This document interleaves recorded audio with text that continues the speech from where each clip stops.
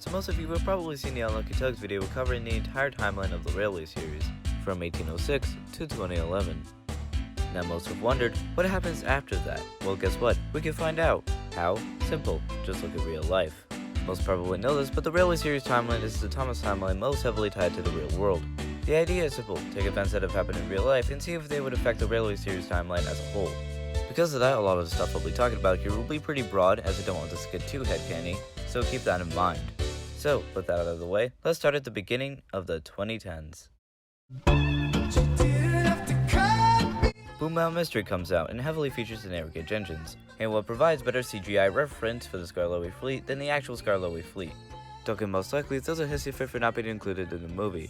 2015 marks the 70th anniversary of the Railway series. Of course, something special was done to commemorate it. Possibly Thomas doing a tour of the UK, but there's no real evidence to support that. A documentary is made to commemorate the anniversary and will be a better interviewee than the little blue idiot himself. This year also marks his 100th birthday.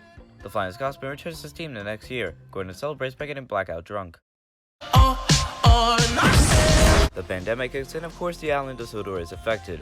Several restrictions are put in place, such as the rail staff having to wear masks.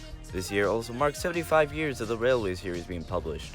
A small-scale celebration is held because quarantine. Some of the Skarloey engines head up to the Tally Thin in order to partake in the Audrey Extravaganza, a celebration of Audrey's work, which will be held again in 2022, again including the Skarloey engines. And currently, that is where we are at right now. There's, for sure, a lot of stuff I probably glossed over by accident, and this video was incredibly short, so if I missed anything, you can let me know in the comments, and hopefully we can build on this thing together. But for now, this is Liam Keenan, and that's about it.